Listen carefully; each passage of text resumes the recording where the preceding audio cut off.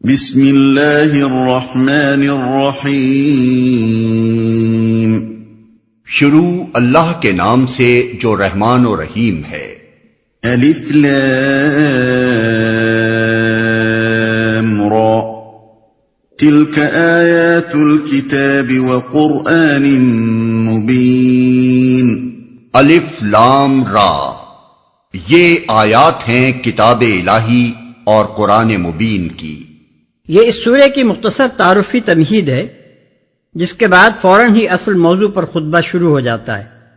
قرآن کے لیے مبین کا لفظ صفت کے طور پر استعمال ہوا ہے۔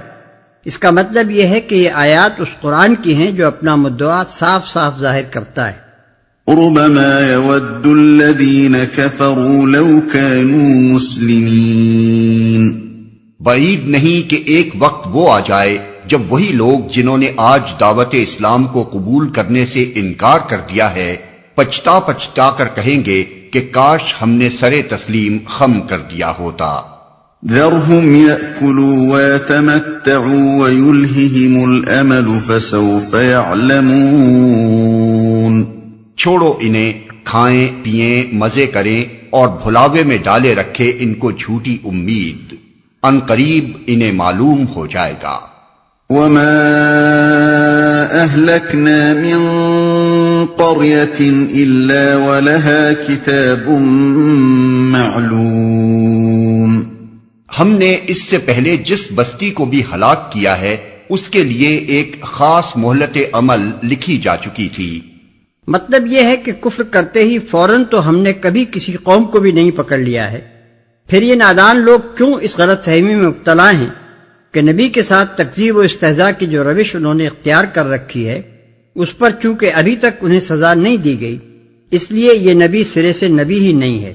ہمارا قاعدہ یہ ہے کہ ہم ہر قوم کے لیے پہلے سے طے کر لیتے ہیں کہ اس کو سننے، سمجھنے اور سنبھلنے کے لیے اتنی مہلت دی جائے گی، اور اس حد تک اس کی شرارتوں اور خباثتوں کے باوجود پورے تحمل کے ساتھ اسے اپنی منمانی کرنے کا موقع دیا جاتا رہے گا۔ یہ مہلت جب تک باقی رہتی ہے اور ہماری مقرر کی ہوئی حد جس وقت تک آ نہیں جاتی، ہم ڈھیل دیتے رہتے ہیں۔ ما تسبق من أمة أجلها وما يستأخرون۔ کوئی قوم نہ اپنے وقت مقرر سے پہلے ہلاک ہو سکتی ہے نہ اس کے بعد چھوٹ سکتی ہے۔ وقالوا يا أيها الذي نزل عليه الذكر إنك لمجنون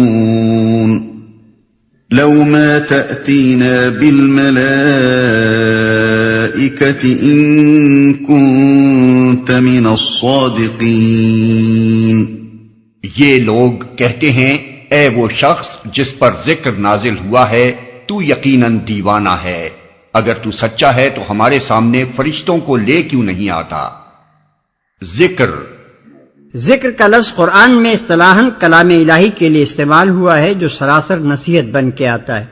پہلے جتنی کتابیں انبیاء پر نازل ہوئی تھیں وہ سب بھی ذکر تھیں، اور یہ قرآن بھی ذکر ہے۔ ذکر کے اصل معنی ہے یاد دلانا، ہوشیار کرنا اور نصیحت کرنا۔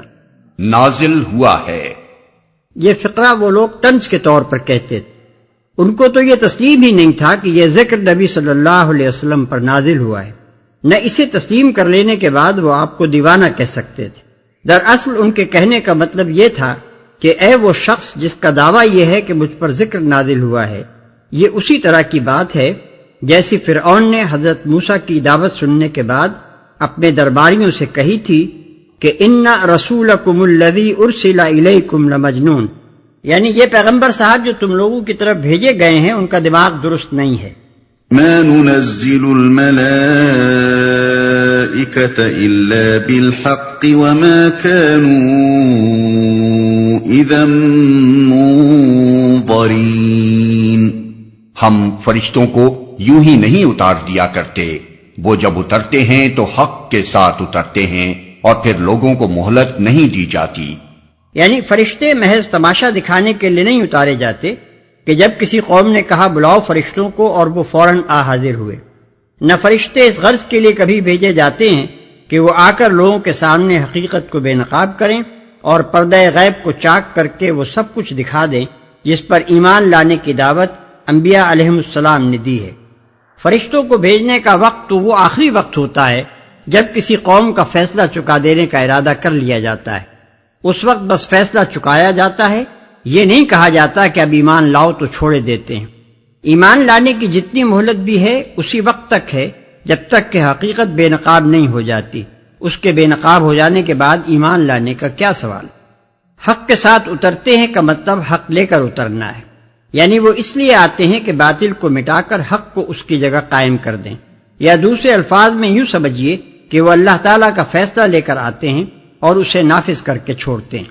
إِنَّا نَحْنُ نَزَّلْنَا الذِّكْرَ وَإِنَّا لَهُ لَحَافِظُونَ۔ رہا یہ ذکر تو اس کو ہم نے نازل کیا ہے اور ہم خود اس کے نگہبان ہیں۔ یعنی یہ ذکر جس کے لانے والے کو تم مجنون کہہ رہے ہو، یہ ہمارا نازل کیا ہوا ہے، اس نے خود نہیں کھڑا ہے، اس لیے یہ گالی اس کو نہیں ہمیں دی گئی ہے، اور یہ خیال تم اپنے دل سے نکال دو کہ تم اس ذکر کا کچھ بگاڑ سکو گے۔ یہ براہ راست ہماری حفاظت میں ہے، نہ تمہارے مٹائے مٹ سکے گا، نہ تمہارے دبائے دب سکے گا، نہ تمہارے طعنوں اور اعتراضوں سے اس کی قدر گھٹ سکے گی، نہ تمہارے روکے اس کی دعوت رک سکے گی، نہ اس میں تحریف اور رد و بدل کرنے کا کبھی کسی کو موقع مل سکے گا۔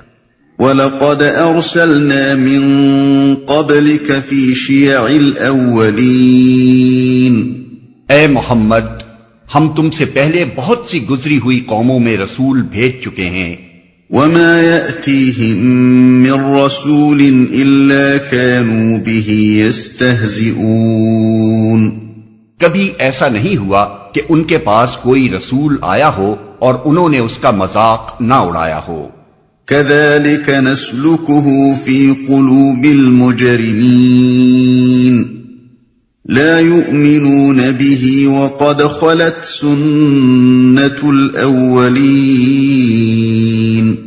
مجرمین کے دلوں میں تو ہم اس ذکر کو اسی طرح سلاخ کی مانند گزارتے ہیں، وہ اس پر ایمان نہیں لایا کرتے، قدیم سے اس قماش کے لوگوں کا یہی طریقہ چلا آ رہا ہے، اس پر ایمان نہیں لایا کرتے۔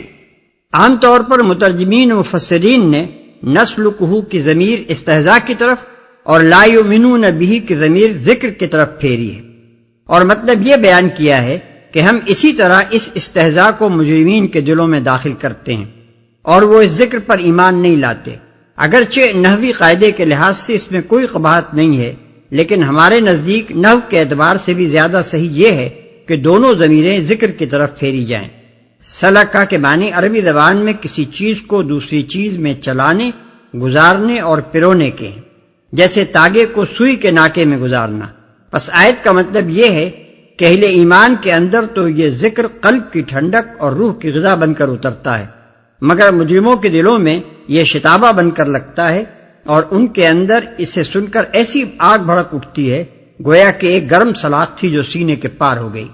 وَلَوْ فَتَحْنَا عَلَيْهِمْ بَابًا مِّنَ السَّمَاءِ فَظَلُّوا فِيهِ يَعْرُجُونَ لَقَالُوا إِنَّمَا سُكِّرَتْ أَبْصَارُنَا بَلْ نَحْنُ قَوْمٌ مَّسْحُورُونَ۔ اگر ہم ان پر آسمان کا کوئی دروازہ کھول دیتے اور وہ دن دہاڑے اس میں چڑھنے بھی لگتے، تب بھی وہ یہی کہتے کہ ہماری آنکھوں کو دھوکا ہو رہا ہے، بلکہ ہم پر جادو کر دیا گیا ہے۔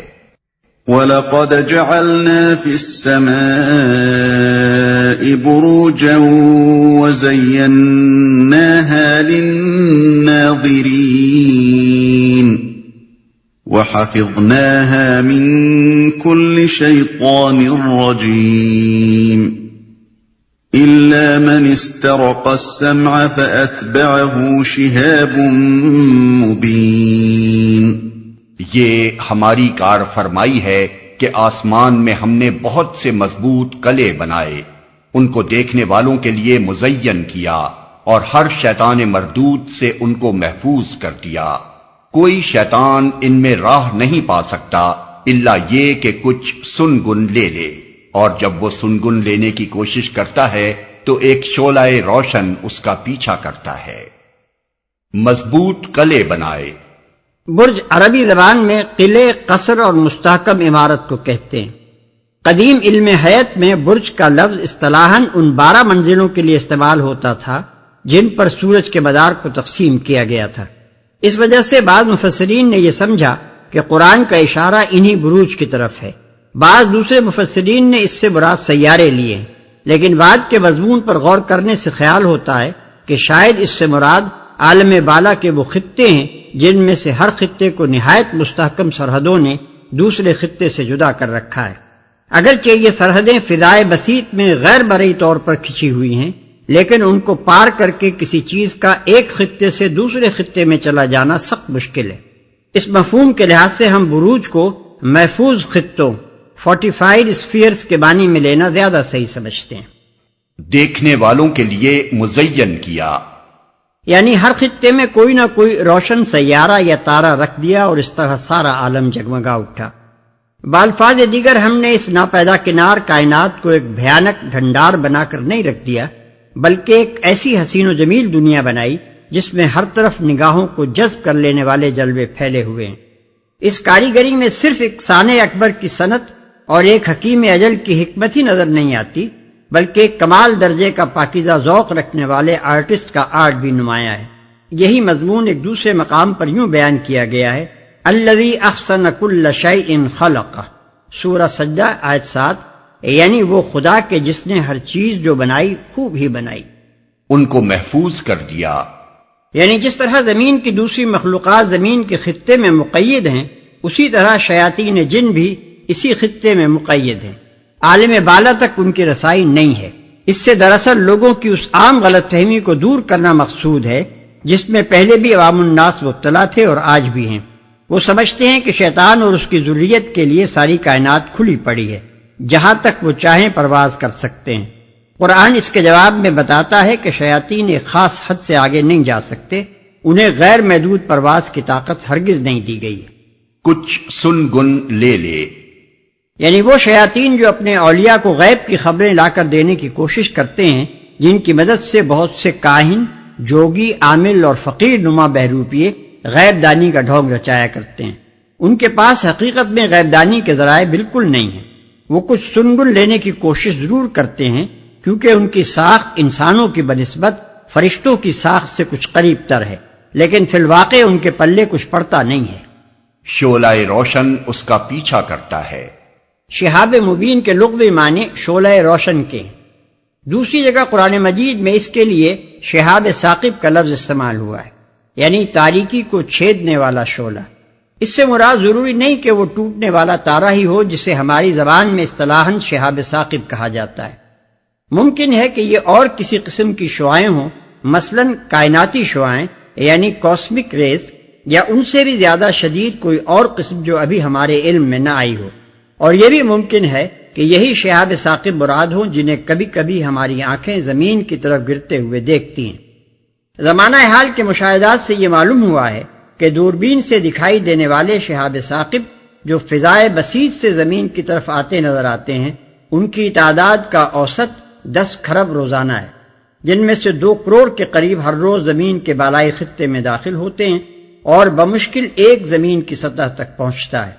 ان کی رفتار بالائی فضا میں کم و بیش 26 میل فی سیکنڈ ہوتی ہے اور بسا اوقات 50 میل فی سیکنڈ تک دیکھی گئی ہے۔ بارہا ایسا بھی ہوا ہے کہ برہنہ آنکھوں نے بھی ٹوٹنے والے تاروں کی غیر معمولی بارش دیکھی ہے۔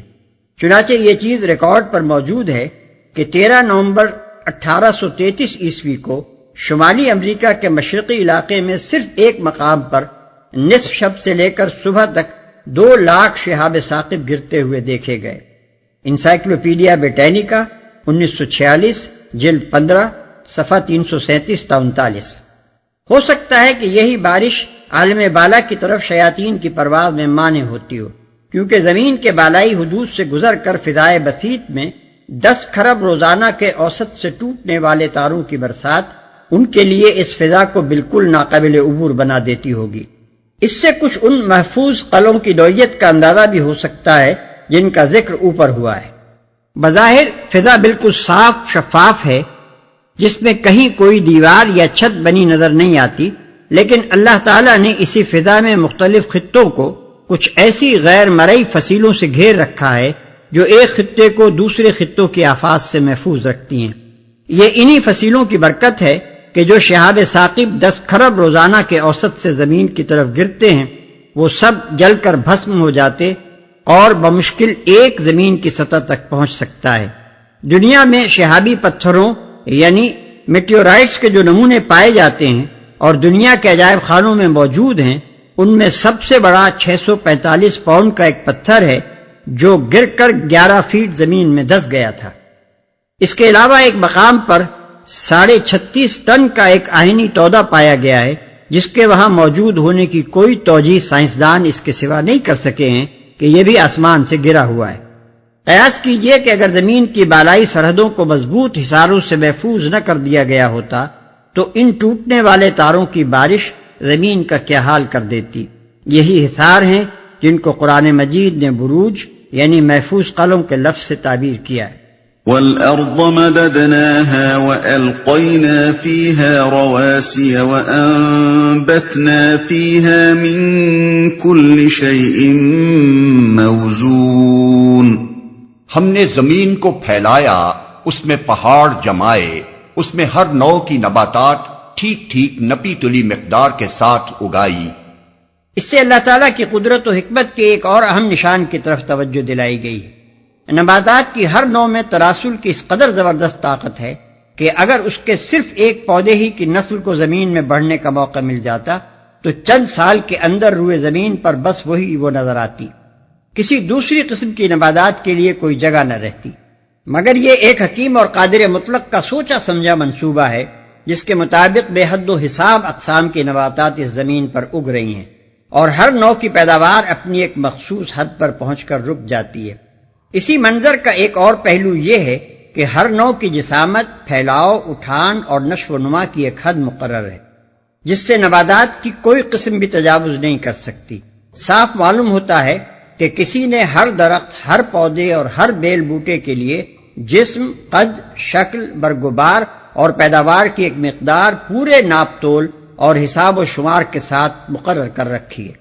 وَجَعَلْنَا لَكُمْ فِيهَا مَعَائِشَ وَمَن لَّسْتُمْ لَهُ بِرَازِقِينَ، اور اس میں معیشت کے اسباب فراہم کیے تمہارے لیے بھی اور ان بہت سی مخلوقات کے لیے بھی جن کے رازق تم نہیں ہو۔ وَإِن مِّن شَيْءٍ إِلَّا عِندَنَا خَزَائِنُهُ وَمَا نُنَزِّلُهُ إِلَّا بِقَدَرٍ مَّعْلُومٍ۔ کوئی چیز ایسی نہیں جس کے خزانے ہمارے پاس نہ ہوں، اور جس چیز کو بھی ہم نازل کرتے ہیں ایک مقرر مقدار میں نازل کرتے ہیں۔ یہاں اس حقیقت پر متنبہ فرمایا کہ یہ معاملہ صرف نباتات ہی کے ساتھ خاص نہیں ہے بلکہ تمام موجودات کے معاملے میں عام ہے۔ ہوا، پانی، روشنی، گرمی، سردی، جمادات، نباتات، حیوانات، غرض ہر چیز، ہر نوع، ہر جنس اور ہر قوت و طاقت کے لیے ایک حد مقرر ہے جس پر وہ ٹھہری ہوئی ہے، اور ایک مقدار مقرر ہے جس سے نہ وہ گھٹتی ہے نہ بڑھتی ہے۔ اسی تقدیر اور کمال درجے کی حکیمانہ تقدیر ہی کا یہ کرشمہ ہے کہ زمین سے لے کر آسمانوں تک پورے نظام کائنات میں یہ توازن، یہ اعتدال اور یہ تناسب نظر آ رہا ہے۔ اگر یہ کائنات ایک اتفاقی حادثہ ہوتی یا بہت سے خداؤں کی کاریگری و کارفرمائی کا نتیجہ ہوتی تو کس طرح ممکن تھا کہ بے شمار مختلف اشیاء اور قوتوں کے درمیان ایسا مکمل توازن و تناسب قائم ہوتا اور مسلسل قائم رہ سکتا۔ وَأَرْسَلْنَا الرِّيَاحَ لَوَاقِحَ فَأَنزَلْنَا مِنَ السَّمَاءِ مَاءً فَأَسْقَيْنَاكُمُوهُ وَمَا أَنْتُمْ لَهُ بِخَازِنِينَ۔ بار آور ہواؤں کو ہم ہی بھیجتے ہیں، پھر آسمان سے پانی برساتے ہیں اور اس پانی سے تمہیں سیراب کرتے ہیں، اس دولت کے خزانہ دار تم نہیں ہو۔ وَإِنَّا لَنَحْنُ نُحْيِي وَنُمِيتُ وَنَحْنُ الْوَارِثُونَ۔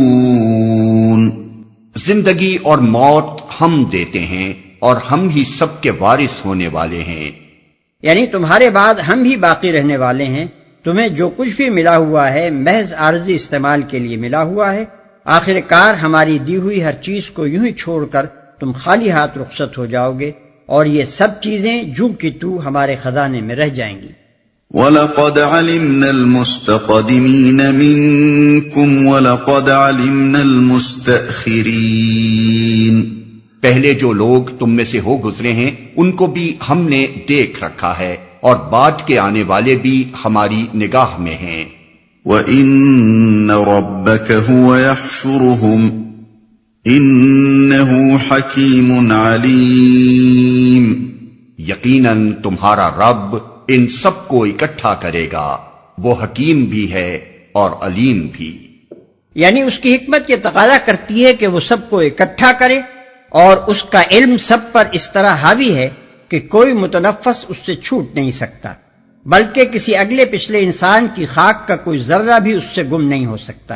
اس لیے جو شخص حیات اخروی کو مستبعد سمجھتا ہے وہ خدا کی صفت حکمت سے بے خبر ہے، اور جو شخص حیران ہو کر پوچھتا ہے کہ جب مرنے کے بعد ہماری خاک کا ذرہ ذرہ منتشر ہو جائے گا تو ہم کیسے دوبارہ پیدا کیے جائیں گے، وہ خدا کی صفت علم کو نہیں جانتا۔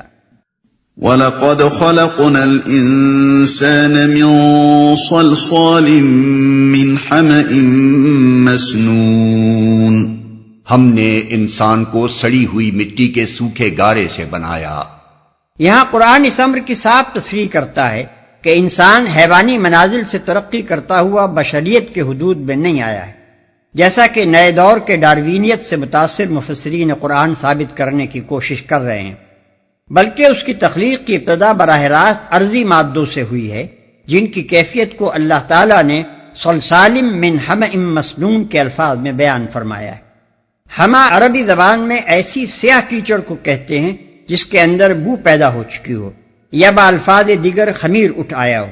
مسنون کے دو معنی ہیں، ایک معنی ہے متغیر، منتن اور املس، یعنی ایسی سڑی ہوئی جس میں سڑنے کی وجہ سے چکنائی پیدا ہو گئی ہو۔ دوسرے معنی ہے مصور اور مسبوب، یعنی قالب میں ڈھلی ہوئی جس کو ایک خاص صورت دے دی گئی ہو۔ صلصال اس سوکھے گارے کو کہتے ہیں جو خشک ہو جانے کے بعد بجنے لگے۔ یہ الفاظ صاف ظاہر کرتے ہیں کہ خمیر اٹھی ہوئی مٹی کا ایک پتلا بنایا گیا تھا جو بننے کے بعد خشک ہوا اور پھر اس کے اندر روح پھونکی گئی۔ وَالْجَانَّ خَلَقْنَاهُ مِن قَبْلُ مِن نَّارِ السَّمُومِ، اور اس سے پہلے جنوں کو ہم آگ کی لپٹ سے پیدا کر چکے تھے۔ سموم گرم ہوا کو کہتے ہیں، اور نار کو سموم کی طرف نسبت دینے کی صورت میں اس کے معنی آگ کے بجائے تیز حرارت کے ہو جاتے ہیں۔ اس سے ان مقامات کی تشریح ہو جاتی ہے جہاں قرآن مجید میں یہ فرمایا گیا ہے کہ جن آگ سے پیدا کیے گئے ہیں۔ وَإِذْ قَالَ رَبُّكَ لِلْمَلَائِكَةِ إِنِّي خَالِقٌ بَشَرًا مِّن صَلْصَالٍ مِّنْ حَمَإٍ مَّسْنُونٍ فَإِذَا سَوَّيْتُهُ وَنَفَخْتُ فِيهِ مِن رُّوحِي فَقَعُوا لَهُ سَاجِدِينَ۔ پھر یاد کرو اس موقع کو جب تمہارے رب نے فرشتوں سے کہا کہ میں سڑی ہوئی مٹی کے سوکھے گارے سے ایک بشر پیدا کر رہا ہوں، جب میں اسے پورا بنا چکوں اور اس میں اپنی روح سے کچھ پھونک دوں تو تم سب اس کے آگے سجدے میں گر جانا۔ روح سے کچھ پھونک دوں، اس سے معلوم ہوا کہ انسان کے اندر جو روح پھونکی گئی ہے وہ دراصل صفات الہی کا ایک عکس یا پرتو ہے۔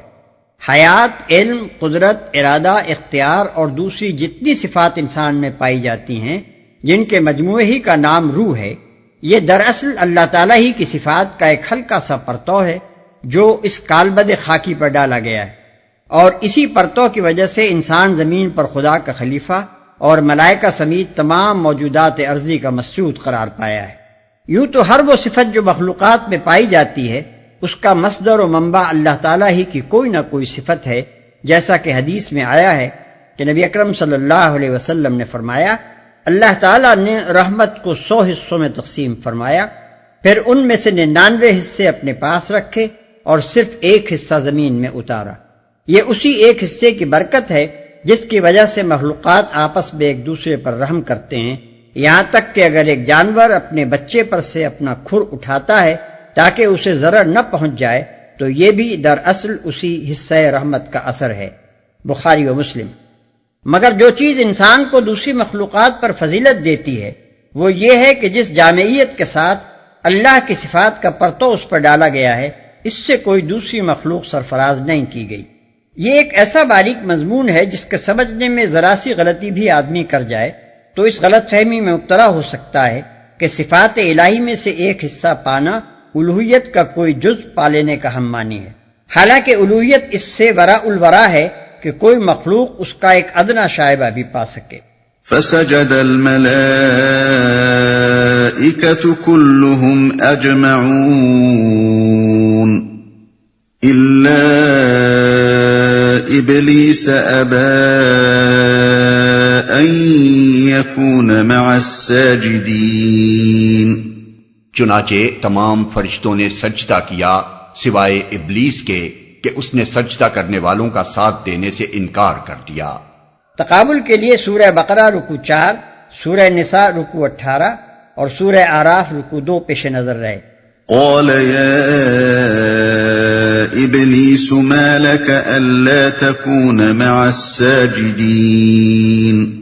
رب نے پوچھا اے ابلیس تجھے کیا ہوا کہ تو نے سجدہ کرنے والوں کا ساتھ نہ دیا؟ قال لم أكن لأسجد لبشر خلقته من صلصال من حمأ مسنون۔ اس نے کہا میرا یہ کام نہیں ہے کہ میں اس بشر کو سجدہ کروں جسے تو نے سڑی ہوئی مٹی کے سوکھے گارے سے پیدا کیا ہے۔ قال فاخرج منها فإنك رجيم وَإِنَّ عَلَيْكَ اللَّعْنَةَ إِلَى يَوْمِ الدِّينِ۔ رب نے فرمایا اچھا تو نکل جا یہاں سے کیونکہ تو مردود ہے اور اب روز جزا تک تجھ پر لعنت ہے۔ یعنی قیامت تک تو ملعون رہے گا، اس کے بعد جب روز جزا قائم ہوگا تو پھر تجھے تیری نافرمانیوں کی سزا دی جائے گی۔ قال رب فأنظرني إلى يوم يبعثون۔ اس نے عرض کیا میرے رب یہ بات ہے تو پھر مجھے اس روز تک کے لیے مہلت دے دے جبکہ سب انسان دوبارہ اٹھائے جائیں گے۔ قال فإنك من المنظرين إلى يوم الوقت المعلوم۔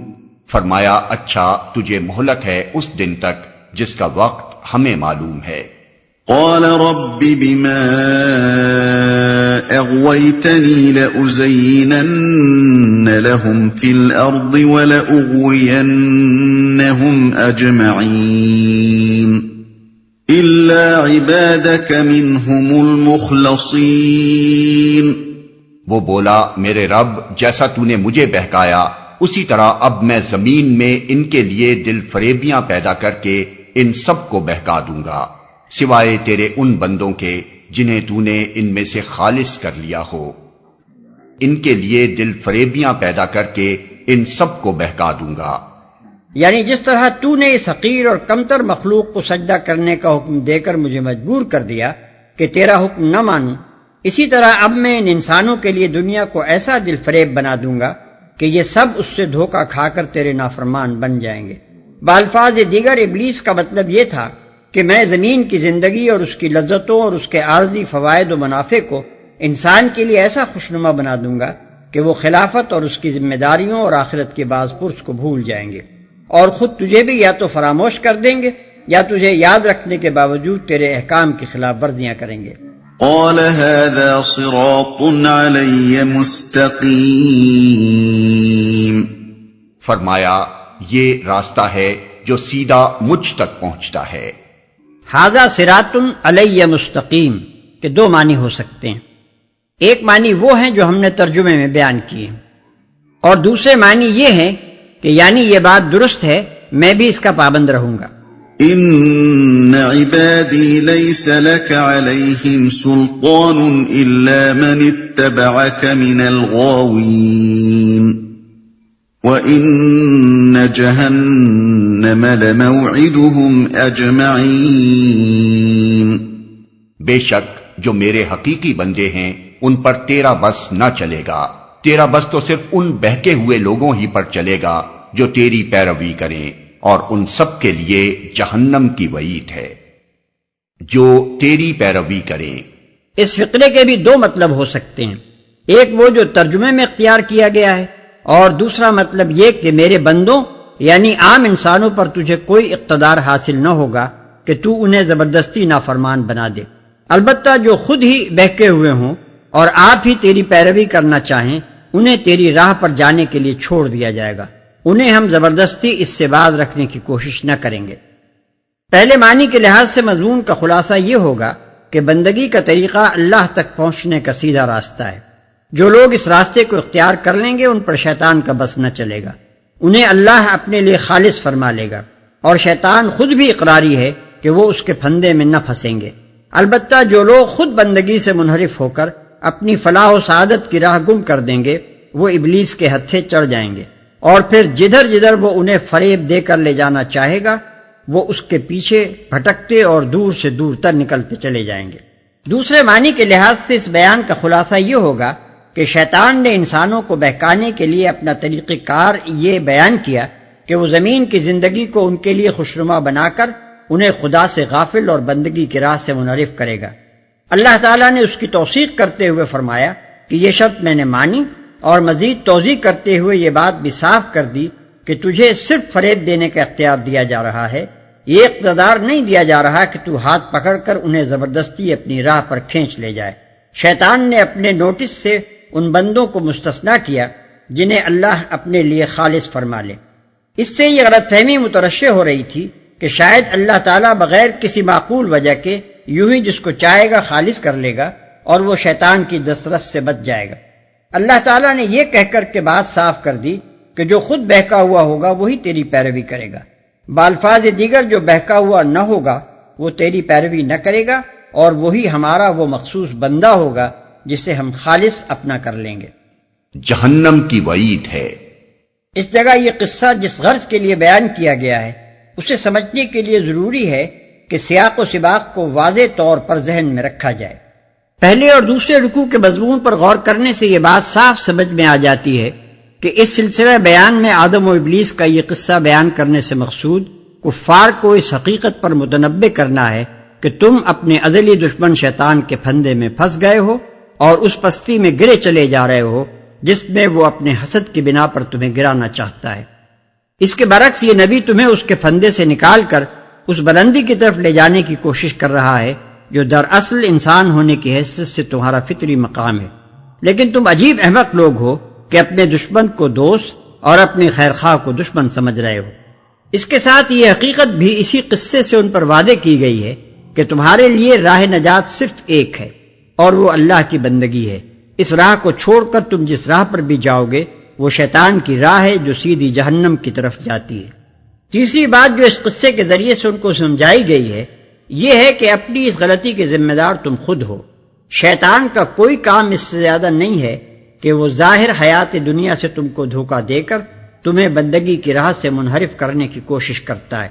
اس سے دھوکہ کھانا تمہارا اپنا فعل ہے جس کی کوئی ذمہ داری تمہارے اپنے سوا کسی اور پر نہیں ہے۔ لها 7 أبواب لكل باب منهم جزء مقسوم۔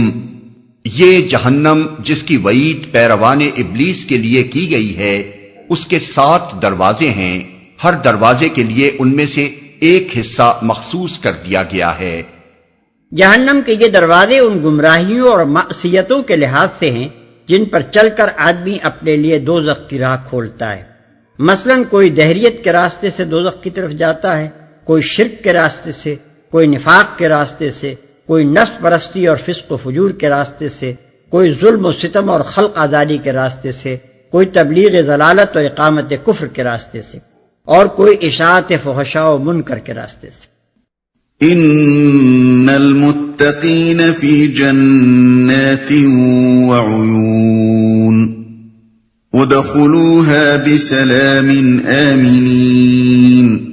بخلاف اس کے متقی لوگ باغوں اور چشموں میں ہوں گے، اور ان سے کہا جائے گا کہ داخل ہو جاؤ ان میں سلامتی کے ساتھ بے خوف و خطر۔ متقی لوگ یعنی وہ لوگ جو شیطان کی پیروی سے بچے رہے ہوں اور جنہوں نے اللہ سے ڈرتے ہوئے ابدیت کی زندگی بسر کی ہو۔ وَنَزَعْنَا مَا فِي صُدُورِهِم مِّنْ غِلٍّ إِخْوَانًا عَلَى سُرُرٍ مُتَقَابِلِينَ، ان کے دلوں میں جو تھوڑی بہت کھوٹ کپٹ ہوگی اسے ہم نکال دیں گے، وہ آپس میں بھائی بھائی بن کر آمنے سامنے تختوں پر بیٹھیں گے، اسے ہم نکال دیں گے۔ یعنی نیک لوگوں کے درمیان آپس کی غلط فہمیوں کی بنا پر دنیا میں اگر کچھ کدورتیں پیدا ہو گئی ہوں گی تو جنت میں داخل ہونے کے وقت وہ دور ہو جائیں گی اور ان کے دل ایک دوسرے کی طرف سے بالکل صاف کر دیے جائیں گے۔ لا يمسهم فيها نصب وما هم منها بمخرجين، انہیں نہ وہاں کسی مشقت سے پالا پڑے گا اور نہ وہ وہاں سے نکالے جائیں گے۔ اس کی تشریح اس حدیث سے ہوتی ہے جس میں حضور صلی اللہ علیہ وسلم نے خبر دی ہے کہ اہل جنت سے کہہ دیا جائے گا کہ اب تم ہمیشہ تندرست رہو گے، کبھی بیمار نہ پڑو گے، اور اب تم ہمیشہ زندہ رہو گے، کبھی موت تم کو نہ آئے گی، اور اب تم ہمیشہ جوان رہو گے، کبھی بڑھاپا تم پر نہ آئے گا، اور اب تم ہمیشہ مقیم رہو گے، کبھی کوچ کرنے کی تمہیں ضرورت نہ ہوگی۔ اس کی مزید تشریح ان آیات و احادیث سے ہوتی ہے جن میں بتایا گیا ہے کہ جنت میں انسان کو اپنی معاش اور اپنی ضروریات کی فراہمی کے لیے کوئی محنت نہ کرنی پڑے گی، سب کچھ اسے بلا سعی و مشقت ملے گا۔ نبئ عبادی انی انا الغفور الرحیم وان عذابی هو العذاب الالیم۔ اے نبی میرے بندوں کو خبر دے دو کہ میں بہت درگزر کرنے والا اور رحیم ہوں، مگر اس کے ساتھ میرا عذاب بھی نہایت دردناک عذاب ہے۔